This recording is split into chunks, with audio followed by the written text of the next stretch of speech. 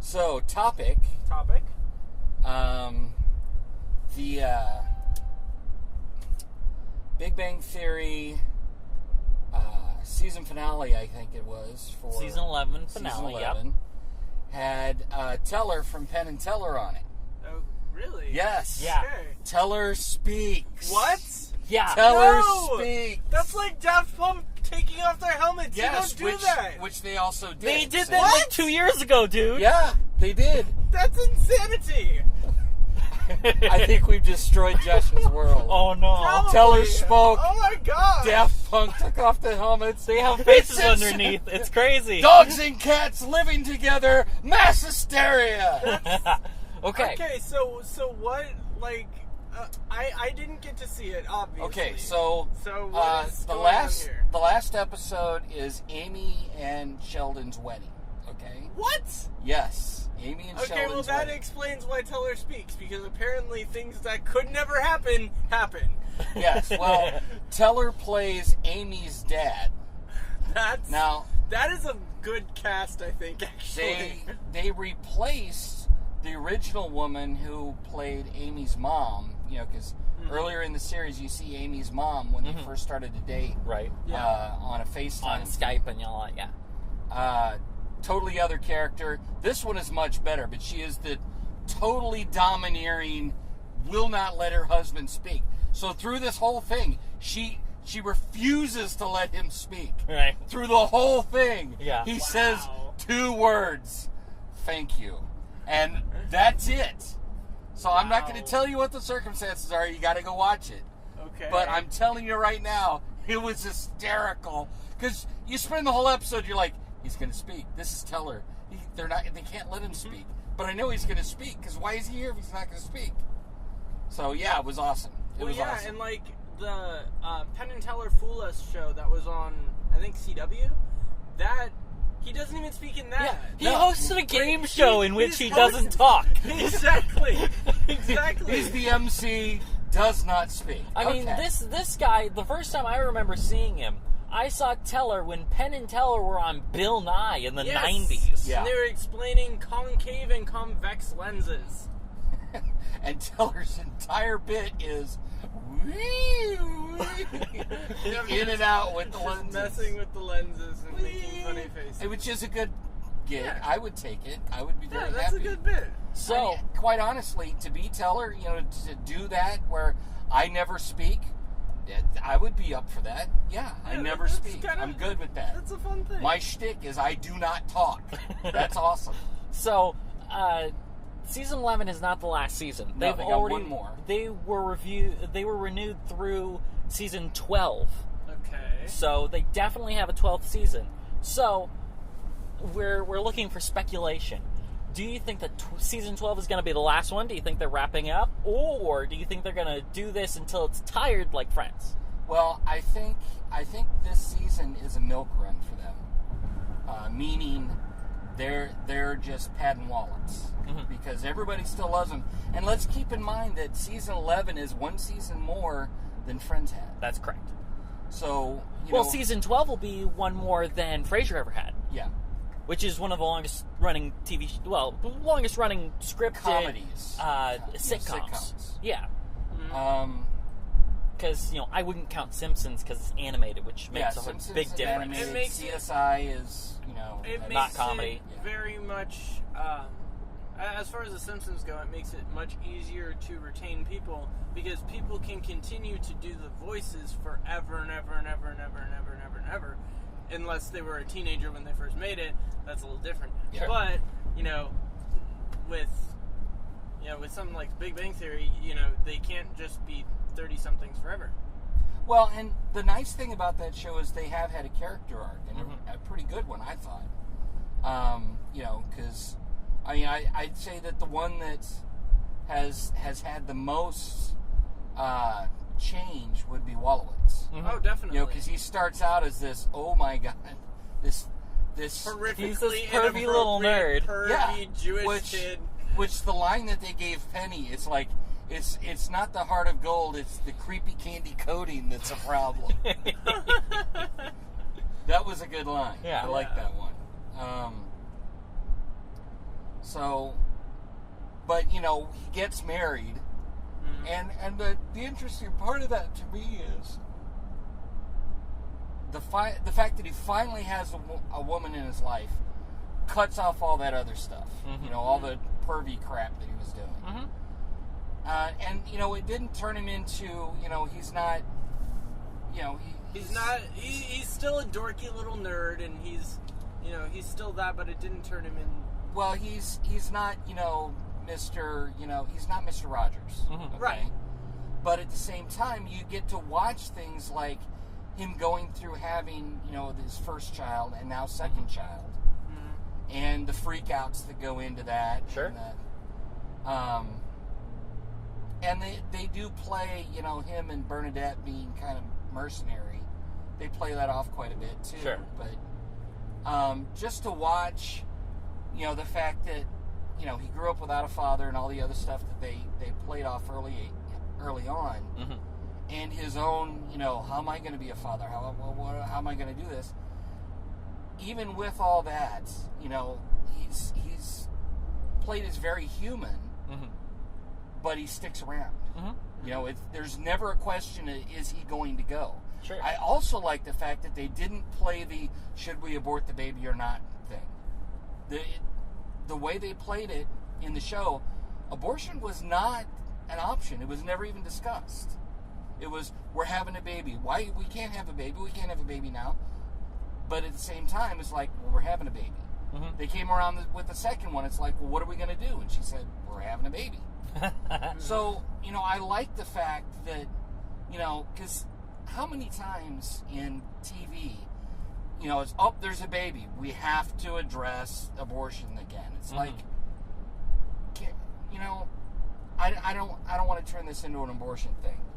But my point is, not everything has to be, you know, it's not... You don't have to preach every time. Yeah. You know? We understand your position on abortion. We don't need to hear it on every TV show ever. Exactly. So, you know, I like that about it. Sure. But, you know, there has been a lot of growth where, you know, Sheldon's finally becoming less self-centered. And Amy certainly came out of her shell from the beginning. She was a robot at the beginning. Yeah. And, you know, she's turned into a real person. And Also, Sheldon's still a robot. But, well, you know. yeah, but there's a lot of softening in that. You see things. He's like Data. He's discovering these things called emotions. That's a good analogy, and they play that a little bit too, I think. You know, it's actually been on longer than TNG was, too. Yeah. Well, because TNG was 10 seasons. No, it wasn't. It was like 7. It was 10 seasons. I don't think so. Season 10. I believe we have a Google moment here. No. Okay. Google! Time to Google. We need a Google moment jingle. Right. Yes. We're going to have to come up with that. Well, I'm just going to go look on Netflix. Okay, we're on our way home. Are we stopping for comestibles, or are we just going home? That would be nice if we could. Yeah, let's do it. All right. I like the way that Red and Link do it. Whenever they're talking about, they Googled something, they go, we did some research. I think that's funny. That's funny. I like that. That's funny. That is funny to me. I think that's It's very funny, you know what I'm saying? No, I have no idea what you're saying. You get it, man? Okay, I'm here. We are going to go into the quick trip and get something. I am incorrect. There are 7 seasons. Thank you. Okay, 7 seasons. Okay, so quick intermission? Quick intermission. Okay, quick intermission. of quickness. We will be right back. Yeah, finished him off. Totally legit. I'm gonna smash you. Yeah! What up?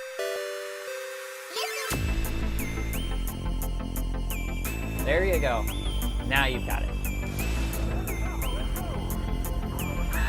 Are you kidding? Are you kidding? Oh my gosh, I've never seen that before. No.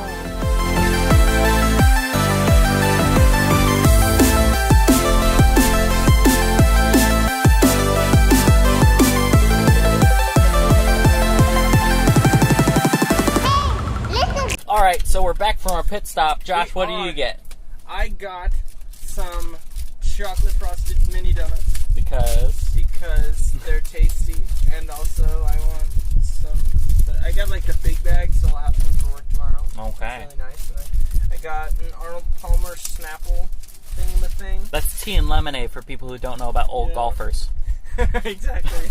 And I got another Snapple for the morning because I economize my time like that. A drink that I used to make, I would take the Arnold Palmer that Arizona makes, so lemonade iced tea. Yeah. And then I put Monster Energy in it, and it would be an Arnold Schwarzenegger. Ah, there you go. Or Okay, I'll buy that. or you can just, skip a step and get the tea Monster, and then just put lemonade with it. Yeah. That works too. Well, how much fun would that be? Well, yeah. Honestly, I feel like it probably tastes better because if you put original Monster into tea and lemonade, I feel like that would taste weird. Nah, it was fine. Oh, okay. So what'd you get? Me? Uh-huh. I got Gold Peak unsweetened black tea. Okay. And since I wanted to have the Breakfast of Champions tonight, I got the Hostess orange cupcakes. All right, and for my pit stop, I got the economy size of Pepsi. Like, literally, how big is the big Q from QT? I believe it's child size. It's gigantic. And then I got caramel and cheddar popcorn because that's awesome, and we're out at home. He got smart food. It's going to make him sick. Caramel and cheddar popcorn. It's not that intelligent. Fans of the television show Parks and Recreation might remember the scene where Leslie goes to talk to the lady from the Sweetums Corporation about the child-sized soft drinks that they've started serving at the parks concession stands that are in fact 276 ounces. So they are not roughly 275, 276. You need to get that little extra in there for people to really enjoy it. And it's roughly the size of a small child. So Child size. Therefore, it's child size. So when Alex got the child-sized Pepsi, that's what we meant. Yeah. So, next question is, if you could rewrite something on Big Bang Theory, if you could change one aspect of it, what would it be? Okay, for me, a little too much sexual humor for me. Yeah. Things, I get it, it's funny, but it gets taken too far in my opinion. Sure. Yeah. Now, later on in the series like this, I don't see it as that bad because it's leveled off a lot. It's, it's gone down. But there for a few seasons, I don't know, somewhere around, 3 to 5, maybe 6 or something, was like, holy crap, people. Yeah. Yeah. And I mean, This is broadcast TV? And I get that, sexual innuendo humor is, a lot of times a bit easier. It's kind of the low-hanging fruit, no pun intended. Okay. But, this is a show based on science. You can make so many where the characters are scientists. It's not exactly Yeah, based it's on not science. really based on science. But however, it's becoming that way toward the end. But anyways, go ahead. yeah, well, the episodes are named scientific psychobabble. It is Like the episode when Sheldon proposed to Amy was called the proposal. indeed, yeah. But you can make so many different jokes, and they do make a lot of science-related jokes and stuff, and I appreciate Aquaman that. sucks! Yes, very science-related. Peter Parker, Bruce Banner, and worst of all, worst Fim Fam Fam Foom. And worst J. Jonah Jameson Jr. Personally, if I were to rewrite something, I would kind of rewrite Raj's relationship situation a little bit. I'm not sure exactly how I would rewrite it, but I honestly, and I haven't watched the entire show. Sure. But of the episodes that I've seen, there was like a large swath of time where his entire character story that revolved around him was the fact that he couldn't find a I'm girl. so alone. And, like, even if I could find a girl, I couldn't talk to her. And I liked it up to that point when he was able to finally communicate with females. I liked it up to that point. But then when he still couldn't get a girl after that, it was like, okay. He had a couple girlfriends. Well, you've got to go farther in, because the whole point is he keeps going from girl to girl to girl to girl to girl. He can't maintain the relationships, is what it really comes down to. Well, he also tried to have a relationship with the mom of the Wizards of Waverly Place. Yeah, that's true. a little weird. It was a little weird. That's a little weird. And one half of Garfunkel and Oates. Technically, both halves. The other half rejected him, because the other half was going after Sheldon. Right. Yeah, you're right. And she was also... J. Jonah Jameson Jr. Yes. Do you remember the character that she played on How I Met Your Mother?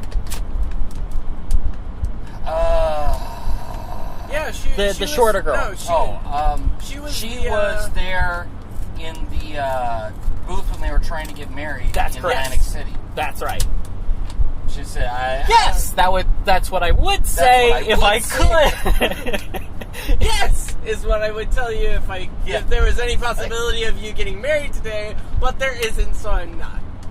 It's like, do you really have to do that? Do you? You have to get our hopes up every time. Why? Because I just can't tell you no, even when I tell you no. I think that the best part of that episode is when they do a cut, and it looks like it's all of them as old men and old ladies, Right. sitting there at the bench, and then they all come around the corner. Man, they just take your seats when you go. We just went to the vending machine, and our seats are gone. It was great. Yeah. I thought that was good. Which Yeah, kind of segues nicely into How I Met Your Mother. So, I know we've talked about this a little bit, but like... We haven't talked about it on the podcast. Exactly. So, in terms of rewriting that... There's a lot of rewrites. So focusing mostly on, like, the Tracy storyline of when he finally meets their mother. The fact that she's in for, like... One season. Like, okay, so it's an entire season? Yes. I don't remember very much of the last part of that They show. 'Cause finally I show haven't her watched it in the much. finale of season 7. Yeah. And then she's in the rest of season 8. Now, the way that they introduced her, I actually really like, where she met everybody else first, and she was that one fantastic. person that came in at that critical moment, so that she could help them, or they could become friends, or she could talk Barney into going back. Right. And proposing to Robin, and she was always there at that critical moment, so everybody else knew her. And really liked her. Exactly. Everybody else got introduced first, and then they met. Which I really liked the way that they did that. But she basically just died after being with Ted for like 4 or 5 episodes, really? I mean... Well, they did do a technically- time skip. Okay, Yeah. fair enough. But, Still, though, but keep in mind that in the actual timeline of the show, not the show, not the episodes, but the actual timeline, we only see her over a weekend. Mm. Because that last season is just the weekend of the wedding. Long weekend. Very long weekend. So It's like a season of 24. yeah, here's my view of the whole thing. Okay, I don't like how they really did Barney, because so especially with a show that is ending, it's not a surprise when when it's going off the air. Sure. Because what ends the story. Right. in my opinion, and this is just my opinion, but in my opinion, if you know it's ending, every storyline that matters, every main character, you should know what's happening to them for the most part for the rest of their life. Sure. Their story should be wrapped up so you know what's happening with them. And technically they did do that with Barney, but they didn't. But that's not actually what I wanted to say. I really like the fact that they brought Tracy in and they showed her to everybody and made her critical in everybody's life before she ever met Ted. So when she meets Ted, everybody is saying, yeah, you need to go with her, you need to date her, yes, we want this. So there wasn't any of this, oh, well, there's somebody new, and I think it would have been much better, and for me, I would have liked it much better if they had interspersed those critical moment, vignettes Across over the seasons. Entire show. Yeah. Yes. That would be great. That would So, be really great. and not do it, the first 2 or 3 seasons, but, do it once, and then you see, there's one interaction, and then there's an interaction with her with somebody else. And if you're not watching, if you're not thinking about it, you're not looking for that, you may not realize it's the same person. Well, okay, it happens a 3rd time, and then you're like, wait a minute, did casting screw up and they keep using the same girl? And then the 4th time, you're like, oh, I get it. Something's going on here where all these connections are being made. And I did like what they did where they teased her very many times throughout the series, having the yellow umbrella everywhere and all that type of stuff. That was really, really great. But remember that all those teases happened in the first 3 seasons. Right. Yeah. Because if you go back and watch it, all of the teases of her are in the first 3, maybe a little bit more than 3 seasons. Very early in the show for how long it went. They spent the next 2 or 3 seasons mostly ignoring her. She wasn't... There were no callbacks, there was no tickles, there was nothing. It's just, that somewhere there's this woman that he's seen her ankle, and she has a yellow umbrella.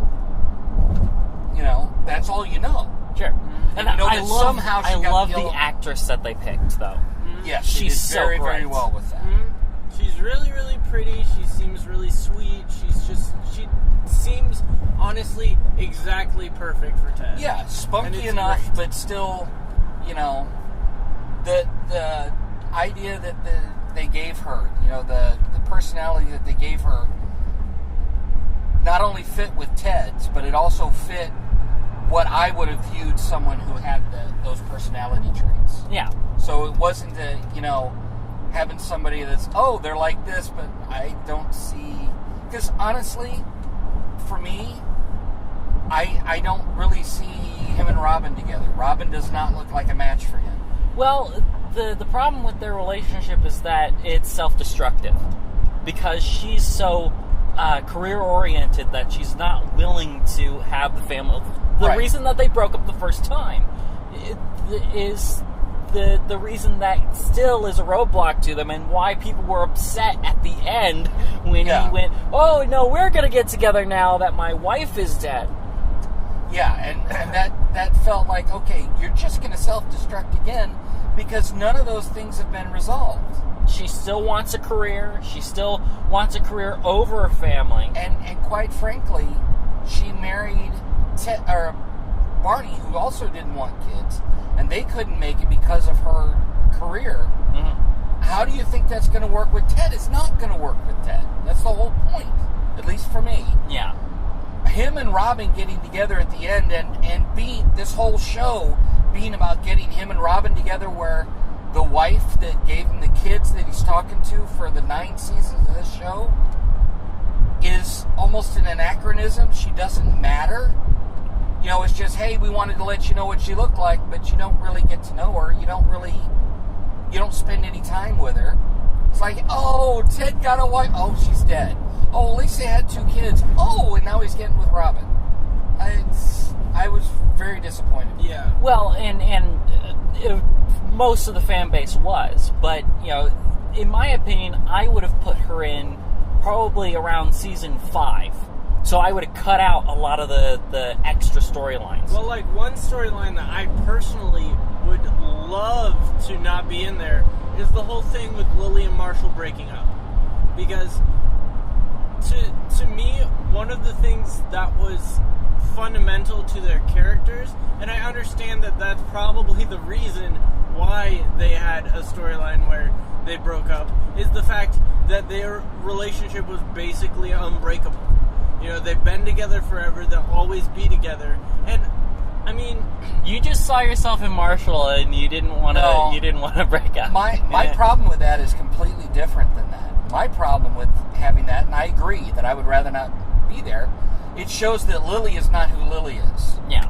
Because Lily's whole character through the whole thing is she is diehard devoted to Marshall. Mm-hmm. And he's diehard devoted to her. And then she gets this wild hair and decides to be incredibly selfish. And basically says, no, screw you, Marshall. I've got to go off on this wild goose chase for myself. And, but when I screw it all up, I want to go back to this because it's familiar and, you'll take me back even after I carved your heart out with a butter knife. I would be okay with a separation storyline if they just took out the part where they broke up. If it could have been, look, I realize that this is very important to you, Lily, so yeah, go ahead and go to San Francisco.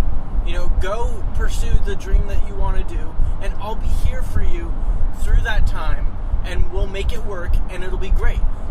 Yeah, have some trouble with it, and have him freaking out because long-term relationships suck and they never last. Yeah, but the point, the thing that hurt me the most, the thing that made me not like that and really despise that portion of the show, is the fact that it showed that Lily is, at her heart, a selfish person. Yeah. And that's the part that just, A, it doesn't fit with the rest of everything they said about her. Mm-hmm. And B, it's like, that's not a person that I like. Mm-hmm. And I don't want, I'm not saying that women are just supposed to follow their man around. That is not what I mean by that at all. What I mean by that is simply the fact that, it shouldn't have been I'm just flighty and I left. Because she's not flighty. No. That's the whole point. She's settled.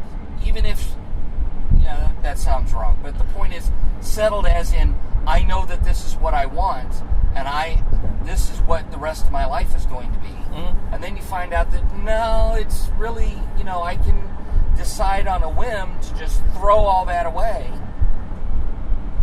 And then when I realized that, oh crap, that was a huge mistake. Yeah.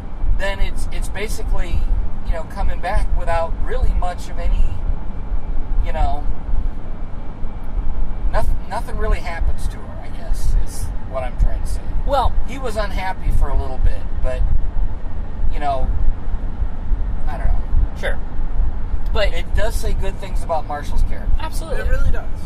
Now, the thing that I would like to see, we were talking about them interspersing interactions with Tracy over the entire show. Right. Instead of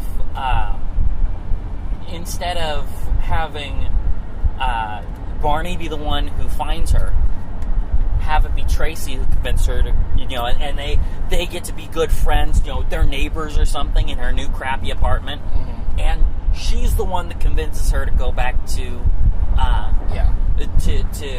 Marshall. And then when Robin was having trouble with God, what's the baby's name? Lily and Marshall's baby. I don't remember. Oh goodness, Marvin. Yeah.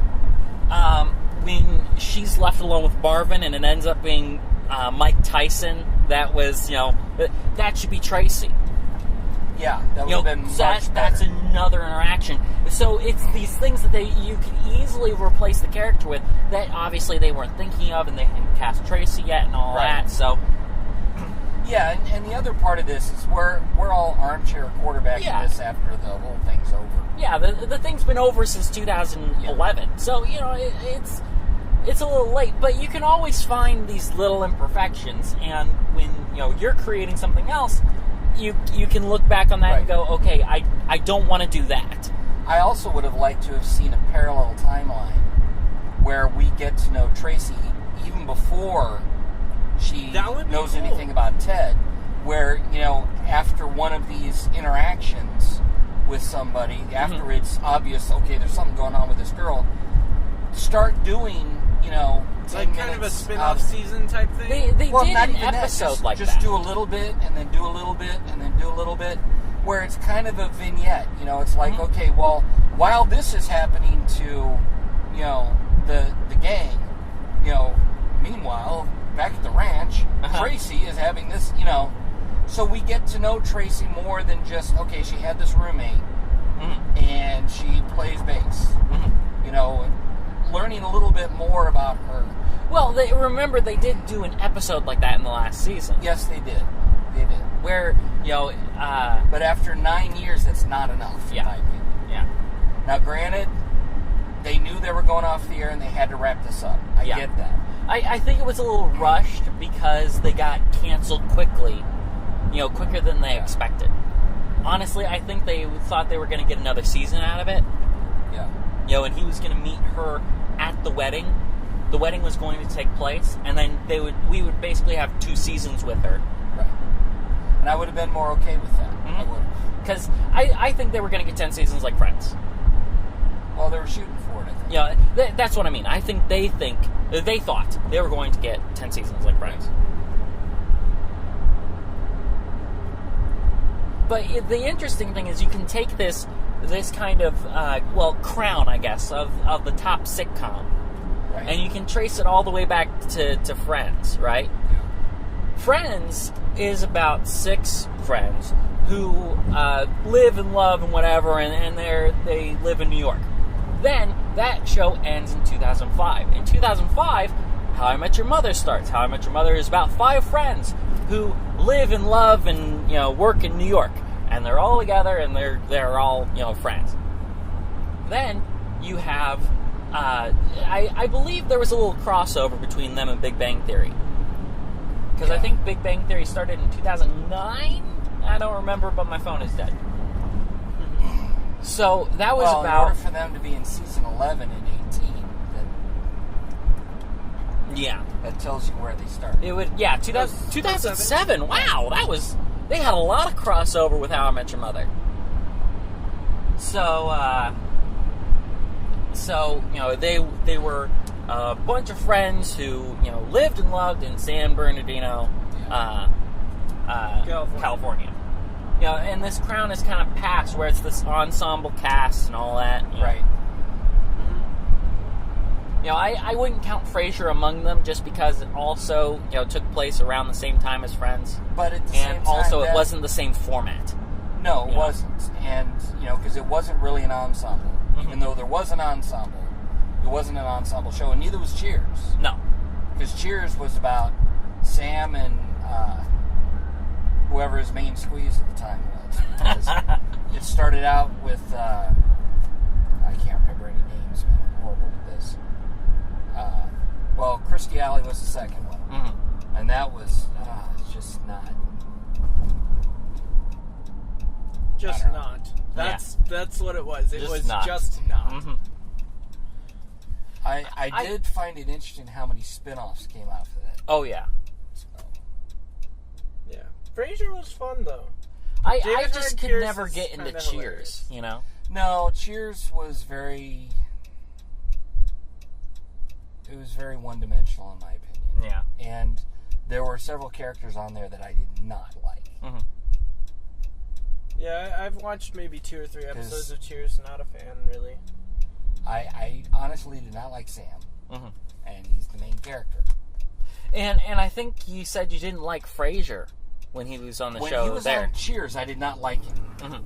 But you weren't supposed to. Whoa! That was some serious lightning. Wow, that was a lot of lightning. My gosh! Thor, what are you doing? Elevator's not worthy. Frasier was a different character on his show Sure. than he was in. Well, he was Cheers. he was in a very different place in his life. Well, but he was also considered a throwaway. He was just a shill well, not a shill, but he was can't think of the term. He was just there as a foil for He's a filler Sam character? with Diane. Mm-hmm. That's really what it came down to. And they played with it a bit, the time that he was going to jump off the building and all the other crap. Sure. I don't think anybody at that time was thinking that would go into another show. So they were like, well, this is a throwaway character. We can do whatever we want with him because he's not coming back. Yeah. And then they went, hey, people like this character enough. We could make a show out of this. Mm-hmm. And then that show ran longer than The Parent. Yeah. and honestly, like, Frasier is a really, really fun show. It's very intellectual humor. But it's about But it also makes fun of that intellectual Absolutely. atmosphere, Exactly, too. exactly. Because it's all about Niles and Frasier being up their own butt. You know? And, like, they played very well together in the we're so pompous, it's hilarious. Well, near the end, it was like, okay, what idiot thing are they going to do this time? Yeah, it very much became Laurel and Hardy there for a while. And it was hard to watch in a lot of stuff. It was like, they had the upper crust version of, we need to buy a bar when they bought the restaurant. Right. We should buy a bar! Or how about the one where Patrick Stewart was the gay guy? Yeah. And just to be at the parties and stuff, Frasier pretends to be gay. Or where he supports the Democratic nominee for their senator, and he turns out to be a crackpot who believes in aliens. Yeah. There's all kinds of crazy stuff. But the thing that made it hard for me with Frasier toward the end is the storyline with Niles. Because quite honestly, it would have just been better for Maris to go off and do her thing. I thought, the way they handled Maris was fine. The fact that you never saw Maris was hilarious. Yeah, it was I great. like that. But they brought in this other girl right before they put Niles and Daphne together. Yeah. And then Daphne was on her thing, and then, they're both getting married, and they both have to leave so they can, And it was way too much. It could have just been them and they get together. Though I do like the guy who played her boyfriend. And I do like the character that he played. He just didn't need to be Daphne's boyfriend. Yeah. When he was Frasier's Niles' divorce divorce lawyer, I thought that was awesome. That was cool. But when they put him with Daphne, it was just like, no. I mean, I didn't see a problem with them together, but then when they were bringing Niles in, it's like, this is not going to go well. And it's just like, and then Niles, marries a woman, and then she's, just raking him over the coals. And it's just like, oh my God. She's treating him very much like Emily did in Ross's divorce. Yes, I agree with that. Where it was very vindictive and honestly, understandably so in both situations. Yeah. But still, it was rough. But at the same time, there's a point where you got to go, you know what? It's better for me, too, for us to just go away, So, yeah, it's just watching that type of stuff is really hard for me. I just don't like it. And I don't understand. I mean, yes, there's got to be conflict. I get that. Because if you don't have conflict, it's not interesting.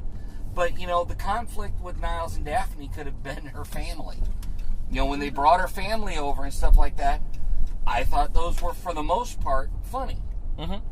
Brought her brother over. Oh, yeah. He's such a pinhead. Well, and then you've got Robbie Coltrane, the guy who played Hagrid. Yeah. And he's totally indecipherable. Yeah. It's like, what are you, a Wookiee? Speak up! Well, just the soccer hooligan thing. Oh, yeah. It's like, that was, granted, I didn't want to see a whole season of it. Sure.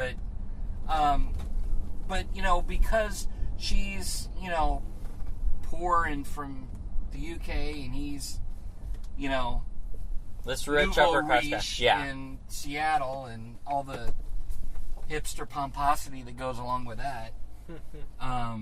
He was hipster before it was cool. Yeah. That's also assuming that it was ever cool. But, Yeah. you know.